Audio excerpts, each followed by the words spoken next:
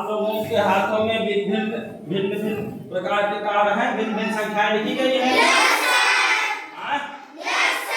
सबके कार्ड पे अलग अलग संख्याएं लिखी गई हैं। तो आज हम इन विभिन्न प्रकार के जो कार्ड मिले हैं, संख्या कार्ड आप लोगों को, इसके माध्यम से संख्याओं का अपवर्त निकालना सीखेंगे। संख्याओं का अपवर्त क्या होता है, संख्या कार्ड के माध्यम से निकालेंगे। और किसी भी संख्याएं दो या दो से अधिक संख्याएं दी गई, उनका लघुत्तम समापवर्त कैसे निकालेंगे, एक गतिविधि के माध्यम से आप लोगों को बताया जाएगा। अच्छा, अपवर्त क्या होता है? अपवर्त का मतलब होता है गुणज। क्या? किसी भी संख्या का अपवर्त उस संख्या में किसी भी संख्या से गुणा करने पर प्राप्त होता है। कोई भी संख्या है, उसमें किसी संख्या से गुणा कर देंगे, उसका क्या हो जाएगा? अपवर्त मिल जाएगा। कैसे? 2 में 1 से गुणा करो, 2 एक करना, 2 का 1 अपवर्त 2 हो गया। 2 में 2 से गुणा करो, 2 दूनी, तो 2 का 1 अपवर्त 4 हो गया। 2 में 3 से गुणा करो, 2 तिहाई, तो 2 का अपवर्त क्या हो गया? कहने का मतलब एक तरह से किसी संख्या का पहाड़ा, 2 का पहाड़ा आप पढ़ते जाएंगे, उसके अपवर्त आपको मिलते जाएंगे। इस तरह से 3 का 4 का माने अपवर्त का एक मतलब पहाड़े से भी होता है। किसी संख्या का पहाड़ा आप पढ़ेंगे, वो अपवर्त उस संख्या का आपको मिल जाएगा। और अगर बड़ी संख्या है, उसका अपवर्त लिखना है, तो उसको गुणा करके लिखते चले जाओ। ठीक है? तो अपवर्त समझ गए हैं? चलो भाई विदेश, अगर आप लोगों से ये कहा जाए कि 2 और 3 के अपवर्त मतलब 2 संख्या 2 और 3 के अपवर्त निकालना है, तो आप विदेश आओ, पहले 2 के अपवर्त या गुणज कौन कौन है निकालो। 2 एक करना, 2 दूनी 4, ठीक। चलो ठीक, और कौन अपवर्त है? 2 तिहाई 6, हाँ निकालो।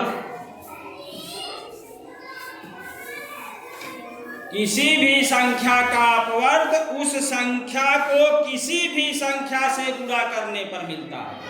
कौन कौन मिल गए? 2, 4, 6, 8, 10। अब 3 का अपवर्त अगर आपको निकालने कहा जाए, 3 के अपवर्त निकालो, कौन कौन है? 3, ठीक, चलो 3 दूनी 6। अपवर्त का मतलब पहाड़ा पढ़ते जाओ, अपवर्त मिलता चला जाएगा। 3 त्रिक का 9, ठीक, 3 चौक 12, ठीक।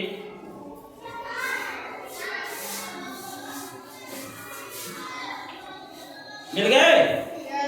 अब 2 के अपवर्त और 3 के अपवर्त में उभयनिष्ठ अपवर्त कौन कौन है, उनको बाहर करो।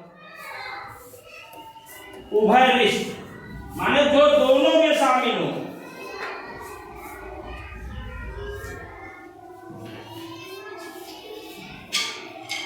तो देखो 2 और 3 के अपवर्त में जो उभयनिष्ठ अपवर्त है, कौन कौन मिले आपको? 6 और इनको कहते हैं समापवर्त। क्या कहते हैं? ये दोनों 2 और 3 दोनों में उभयनिष्ठ अपवर्त है। इनको क्या कहते हैं? नहीं, ये जो 6 और 12 मिले हैं, इनको क्या कहेंगे? समाप। अच्छा, अब क्या करना है? निकालना क्या है? लघुत्तम समापवर्त। लघु माने छोटा। तो इन दोनों में छोटा सबसे कौन है? 6। अब देख लो, 2 या 2 से अधिक संख्याओं का लघुत्तम समापवर्त वह सबसे छोटी संख्या होती है जो उन संख्याओं से पूरी विभाजित हो।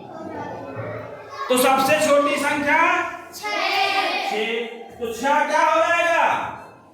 2 और 3 का 6 क्या हो जाएगा? लघुत्तम समापवर्त।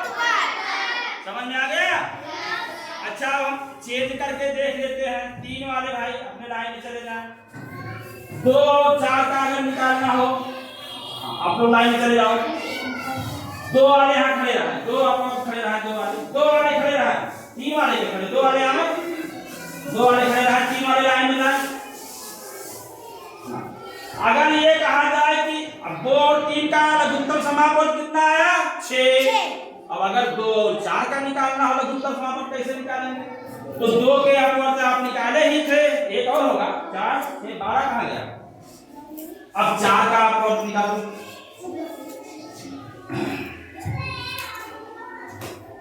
इसी संख्या का अपवर्त, इसी संख्या का अपवर्त उस संख्या को किसी भी संख्या से गुणा करने पर मिलता है।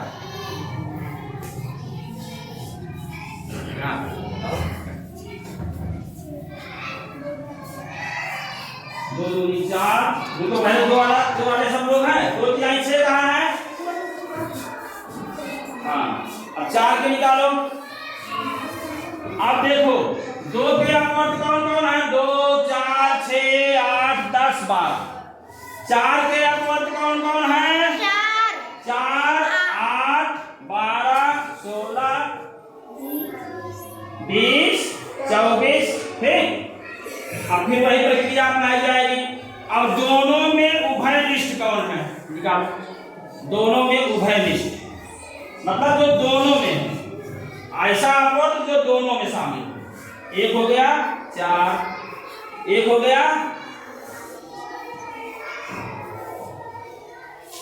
12। ठीक, 4 8 12, तो ये दोनों में शामिल है, उभयनिष्ठ अपवर्त है। इसको क्या कहेंगे? समापवर्त। ठीक।